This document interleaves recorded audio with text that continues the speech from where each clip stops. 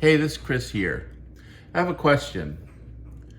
Do you think Donald Trump is afraid that the 25th Amendment will be invoked against him immediately after he is sworn in to office?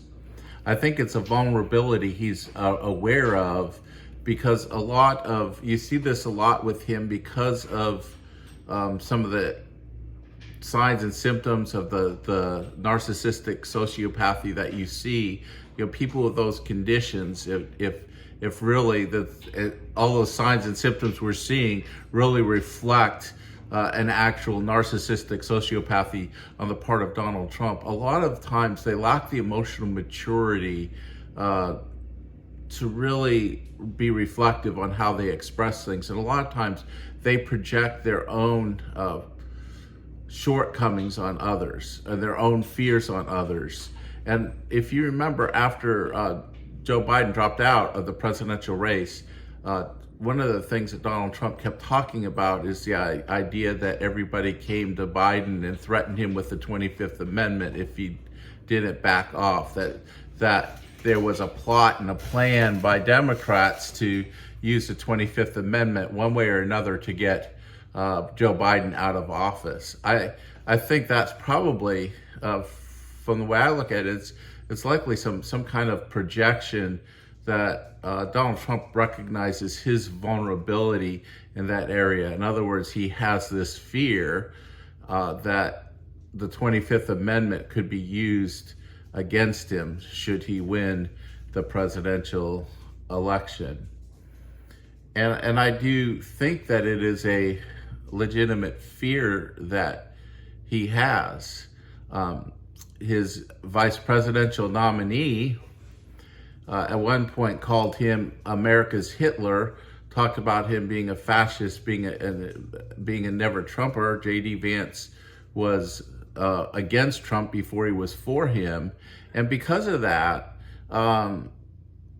I think trust may be a difficult issue. And then when I was a medieval studies major, one of the things I realized when I studied Europe and the Middle East and everything from the perspective of history and looking at different regimes and everything, kings, princes, popes, cardinals, and all the political intrigue and everything that was going on to get power, betrayals, all those kinds of things. And then carried it back when I went to seminary to even look at the ancient Near East and the Greco-Roman world and realize that when it comes to power and politics, all sorts of manner of corruption, deceit, duplicity has been going on since the beginning of civilization. So one of the things that is a reality along with that is when you're part of that there's always the potential for significant betrayal. And then when you have a vice presidential candidate who themselves seem to just be an opportunist and very easily able to change moral convictions, as it appears, that can create this real sense of fear. And just how could that play out? Well, the 25th Amendment, one of the things that the 25th Amendment talks about is the idea of the vice president, along with a majority of cabinet members, going to the Senate, the president of the Senate and the Speaker of the House of Representatives, and say Donald Trump is unfit to serve as president. And then at that point, if Trump and Vance win the election, J.D. Vance becomes the acting president. Then the burden is on Trump to go and say, no, I am fit for office. And I'm sure he would do that. But then Vance, along with other cabinet members, can say, no, you're not. And then the whole thing about fitness of office goes before the Senate and the House, where there, I'm sure, would be hearings and things like that, where Trump wouldn't be able to just say, I've passed all these cognitive tests, my health is fine. They're going to be looking for more documentation. And I do think that that's a big vulnerability, because me and many other health professionals see a lot of signs that really Trump is not fit to be president, either health wise or cognitive ability wise. And so I think it would be very, very hard for him to prove fitness if it got into that realm. But that's how it could happen. And the way it would happen, I think, would be that if Trump and Vance barely win the presidency, and the Senate is retained by the Democrats, and they maybe get a small margin in the House. So the Democrats control the House and the Senate, and there's Trump, and then J.D. Vance can say, hey, here's my ticket to become president. I know he's not fit. I've seen that he's not fit, and I can make all these promises to cabinet secretaries. Plus, think about this: if Democrats control the Senate and the confirmation process, though usually, different positions like Secretary of State, Chief of Staff, and all that are approved before the inauguration. But if Trump's putting forward loyalists who are totally unqualified for the position, Democrats might say, hey, we can't confirm these people.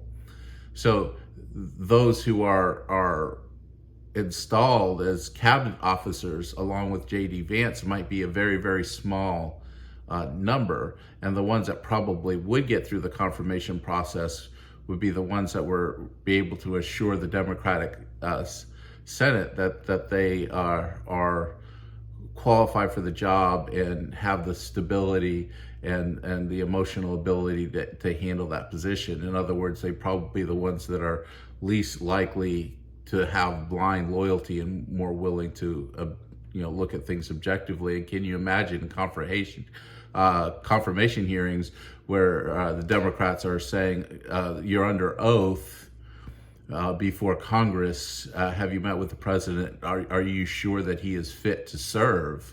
And many of those would be making those statements under oath. I think it would just be a whole big mess.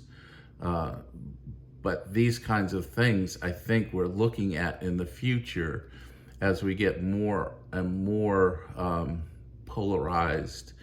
And we as Christians, I always look at this from myself being a Christian, is I want to be a peacemaker. I want to be a good ambassador for Christ. My citizenship in God's kingdom is primary over my earthly citizenship. So my loyalty ultimately is to Jesus first and foremost. But we're going to see there are a lot of people that profess to be Christians that's loyalty is more towards the earthly kingdom and the earthly process. And so I think what will come out of that, if these kinds of things happen, and if J.D. Vance does make a power play, you can imagine that backroom conversation with Donald Trump is, I'll give you a pardon if you tell your MAGA following to support me. Who knows what's going to go beyond the scenes, but that's what happens with palace intrigue.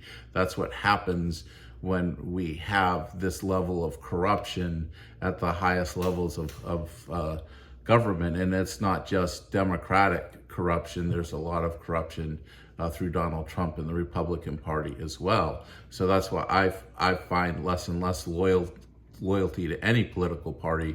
I'm more loyal to Jesus.